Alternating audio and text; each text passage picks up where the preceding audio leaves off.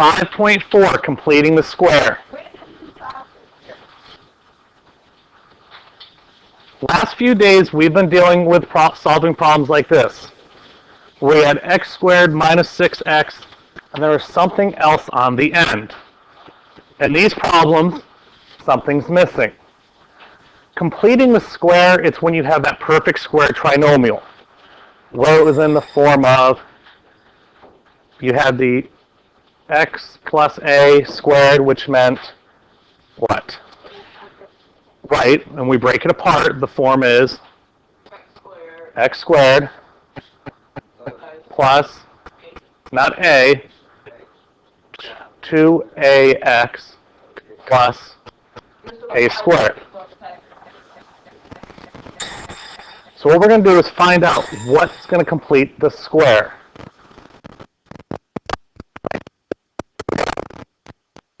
And get a 6. 9. Why?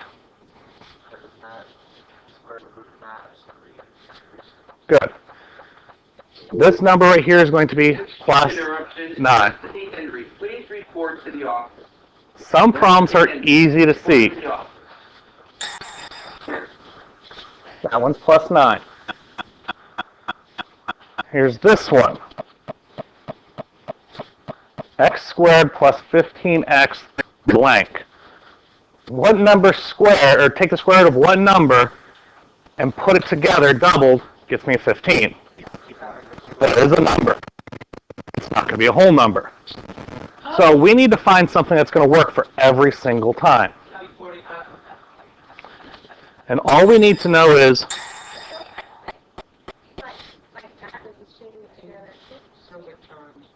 it's whenever I hit the markers.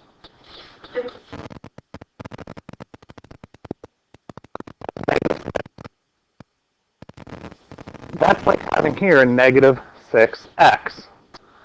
How do I get a negative 6 knowing that 2ax? Well, 2 times negative 3. So in other words, I take this middle term and cut it in half. And I get negative 3. I take this number and I square it and I get 9. So it's plus 9.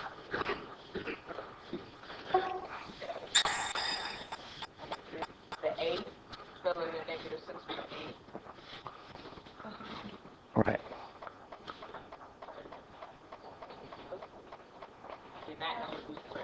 Correct. So looking at the x squared plus 15x, take your middle term. The middle term that's attached to just the single x. Take 15 divided by 2. Okay, 7.5, we're just going to leave it as 15 halves. We're going to take this and we're going to square it. Take the middle term, square it. What's 15 squared? 225. What's 2 squared? 4. So what goes on the end here is 225 fourths.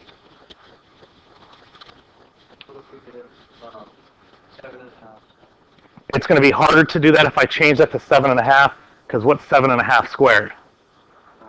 You still got to change it back to improper in order to square it. Don't use decimals either.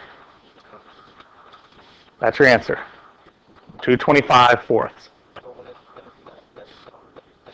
Yeah.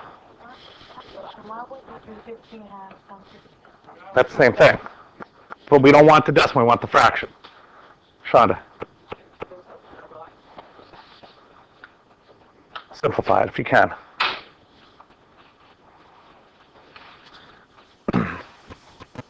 This is what we're going to use completing the square. Try to factor x squared plus 6x plus 16.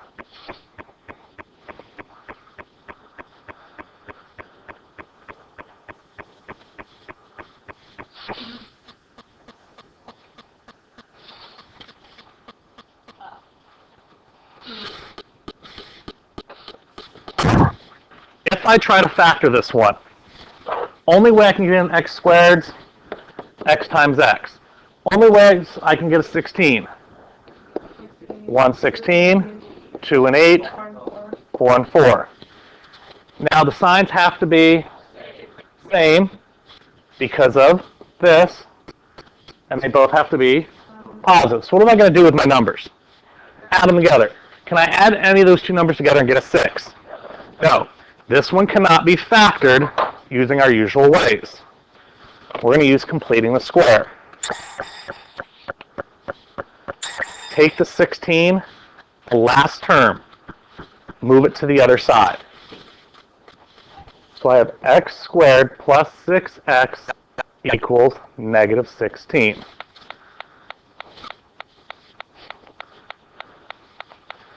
We're going to complete the square.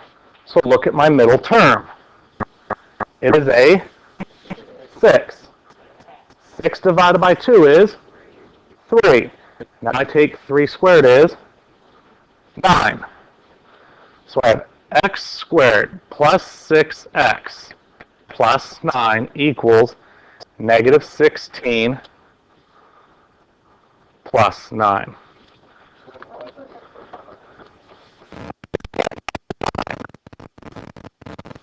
To do one side, I have to do to the other. Bottom drawer. Now what do I need to do here to factor? Don't even worry about this over here. What do I get when I factor? It's a perfect square, so it's x plus 3 squared equals, what's negative 16 plus 9? Negative 7. Can we do one thing in this problem? Something's not going to work out. Well, why does that matter? Why do you have to take the square root? The x plus 3 is squared. So to get rid of the square, I need to take square root. Can I take the square root of a negative number? No. Just to make the problem easier for us to work with, go back up to the top, make this a negative 16.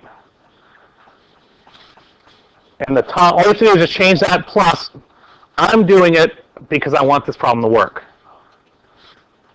So that would be a negative. When I move it to the other side, it becomes positive. So here it's positive. And what's 16 plus 9? 25. What's that? Now we can take it further and actually find out what my zeros are. You already told me to get rid of a square, I take square root. So after taking the square root, x plus 3 equals, it's plus or minus 5.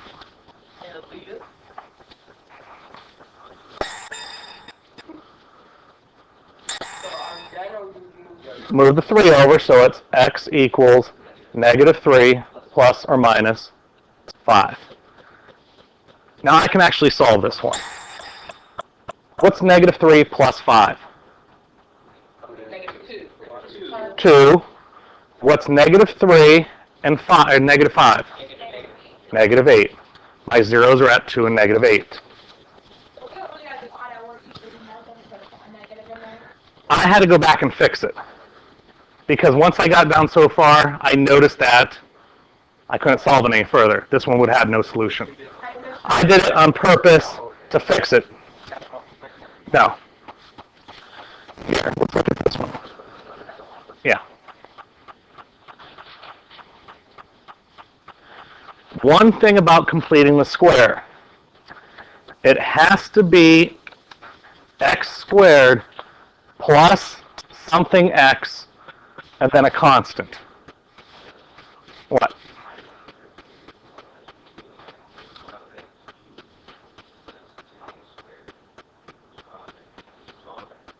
Yeah, you just have to rearrange. I can't have the 2 out front here. That causes me a problem. What do you mean by it? Divide the 2 where? To everything. That's going to be divided by 2. That's going to be divided by 2. That's going to be divided by 2. I divide everything by 2. So I'm left with x squared plus 3x equals 7 halves. Leave it as 7 halves.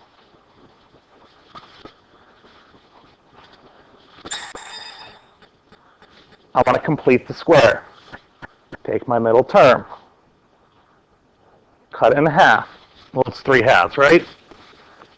I take that and I square it. What's 3 halves squared? 9/4. X squared plus 3x plus 9/4 equals 7 halves plus 9/4.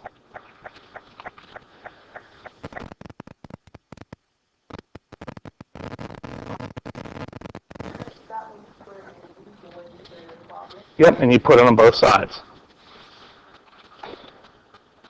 Now this one factored. Teachers, please excuse interruption. I need to see the following people. Asia Hen.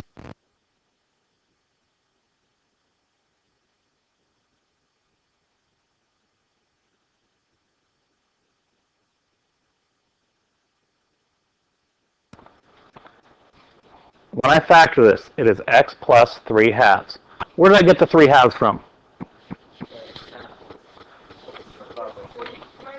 It's right there from where I squared it.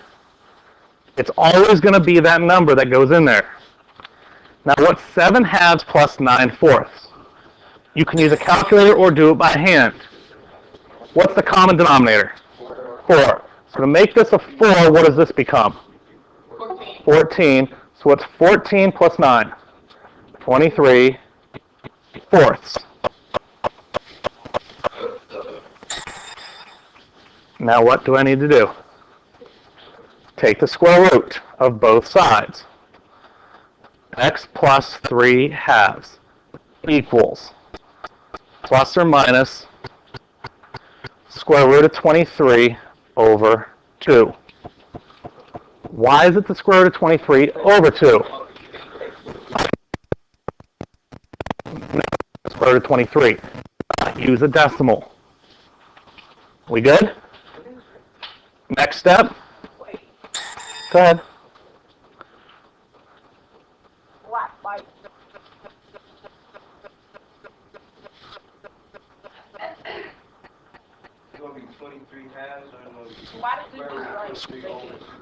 Square root of 23 over 2. What was that? Now I need to move over the 3 halves. X equals negative 3 halves plus or minus square root of 23 over 2. Leave it. Don't try to solve it any further. This is how you leave them. If you have a radical in the answer, leave it there. Don't take out the decimal. Are we good? That is the answer. Now I have x squared plus 10x minus 24 equals 0. Now whenever we're factoring and we're trying to find our zeros, first thing we should always try to do. What's the first thing I should try to do? Before that. Before you try to factor. What should you try to look? What's the basic type of factoring? Any common term. Anything in common between everything? No. After I've done that, can I factor this one the original way? I have a negative 24 and a positive 10x. Is there x minus 12, x plus 2. Good. should be x plus 12, x minus 2. 12 times negative 2 is negative 24. 12 and negative 2 is positive 10. So what are my zeros? Negative 12 and 2. Those are my zeros. That's the old way. I'm going to show you the new way that it still does work. No, you shouldn't hear me on the microphone. It's turned off. All right. Move the 24 over. X squared plus 10x equals 24.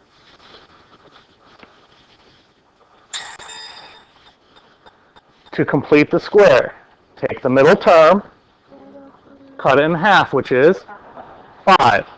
Now I take that 5, and I square and get 25. So I have x squared plus 10x plus 25 equals 24 plus 25. Factor this one. We know it has to be x plus 5. The 5 comes from here, the plus comes from here.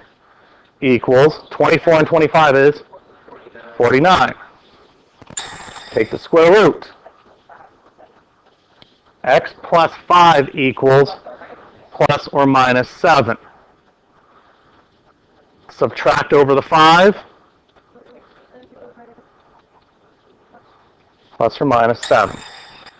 Because I just have two integers, what's negative 5 and positive 7? Positive 2. What's negative 5 and negative 7?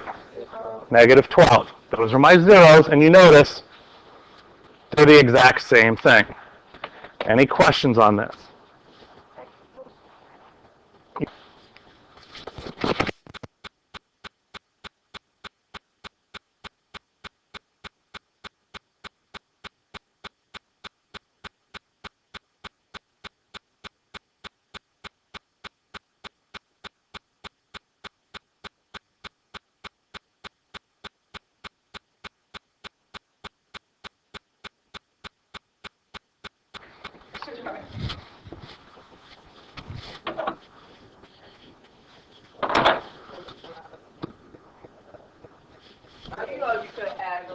I know I could have.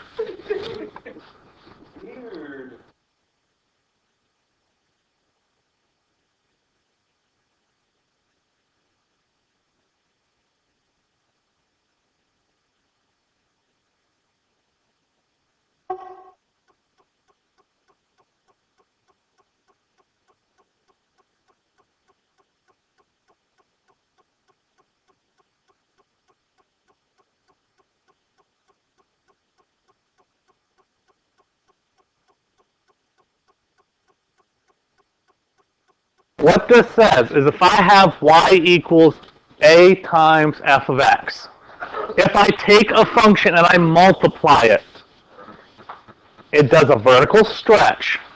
So it stretches it vertically, and it compresses it if it's a smaller number. What? What is that, a vertical stretch? What do you mean?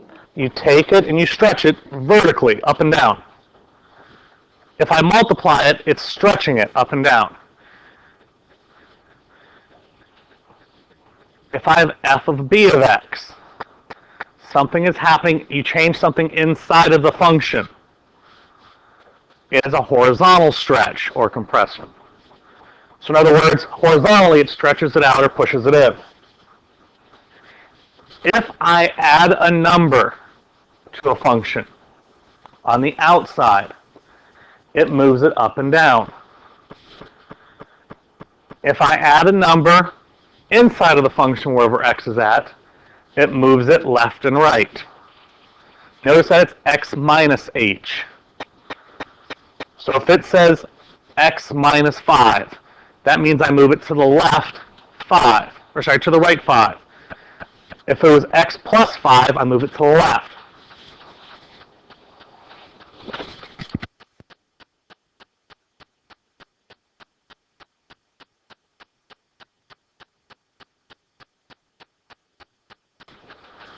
what we're going to do now is we're going to convert to vertex form. We're going to find the vertex and the AOS. That's the axis of symmetry. That is the line straight up and down that cuts through the parabola. Yes?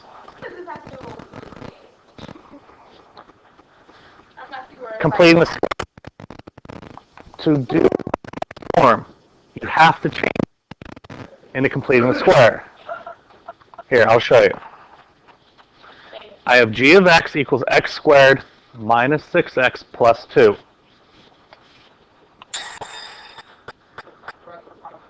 Correct.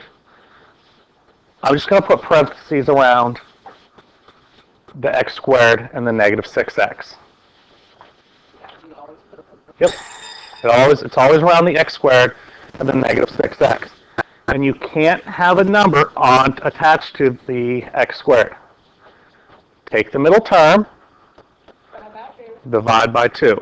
Negative 6 divided by 2 is negative 3. I take that and square it and I get 9. So g of x equals, now put that on the inside, x squared minus 6x plus 9 plus 2 minus 9. Why did I put minus 9 instead of plus 9? What's different with this problem and they're on the same side? See, when we did this problem here, I had a 25 on this side and a 25 on this side. They canceled one another out. If I add a 9 inside and I'm still on the same side, I have to subtract it. So I really don't do anything. Yes, I know if I simplify, the 9's canceled out, but that's the point of this. d of x equals, when I factor x squared minus 6x plus 9, x minus 3 squared, what's 2 and negative 9? Negative 7. That is vertex form. Nope, that's it. That is vertex form. If I look at vertex form, it has to be y equals a times the quantity of x minus h squared plus k. Right. You have to divide everything. But in the little form, it has an A out front. Right, because you could pull something out of everything. Correct. I can pull something out of everything, but I can't leave it in there in front of that x squared. Right. HK is my vertex. What's a vertex? Vertex. I like that word. Isn't that like where zero is what gets? It's the lowest or the highest point. I have my graph. My vertex is at 3, negative 7. Why? Because the form for vertex form is x minus h plus k. So it's 3 and negative 7. Because in the original form it's x minus h. That minus, if there was a plus there, that'd be a minus 3. So 3, negative 7. 1, 2, 3. 1, 2, 3, 4, 5, 6, 7. That is my vertex. AOS is x equals 3. You tell me where it came from. Oh, the line straight down. It's the line straight down through the vertex. And there you go. It's easy, just type it in your calculator. No, I'll get to it. How did you find the AOS? It comes from the vertex. It's x equals 3. Because I'm not done yet. There's my AOS. That's my vertex point. Give me a point before that. Give me 1. I don't want to be super close. I want to be a little bit far away. Even better would be 0. So I put 0 in for x. 0 minus 3 squared minus 7. That would be 9 minus, actually, I don't know why I put squared. 9 minus 7, which is 2. That means at 0, I'm up 2. Here's the nice thing about a parabola. How many spaces away am I from a vertex? 3. 1, 2, 3. It has to be a mirror image. This is where a lot of you want to just go and make a V. What graph looks like a V? Those graphs we did already. Yeah, those graphs we did already. Good. Absolute values. These ones are U-shaped. Those are huge. There's your parabola.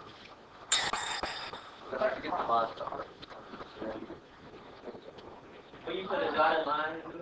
What's that? I could put a dotted line down the middle. That's my AOS.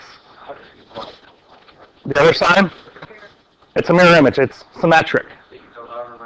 Right. See, that's the nice thing. You only need to pick one point because it's going to be a mirror image on the other side. Yeah. Yes. It needs to be used. It doesn't have to be perfect. I cheated. Right. I know. Are we good? I want you to try this one. On this problem, first thing we need to do, put the first two terms, the x squared and the x, in parentheses. Take the middle term, the x, divided by 2, and I get 4. I take that and square it and get 16. So I have m of x equals x squared plus 8x plus 16 plus 11 minus 16, which equals x plus 4 squared minus 5. I am done. What's my vertex? Negative 4, negative 5. 11 minus 16. The AOS is x equals negative 4. I am done. Yep. You take the opposite of what's on the inside of the parentheses. Yes, the AOS is always the x of my vertex, and that's your lesson.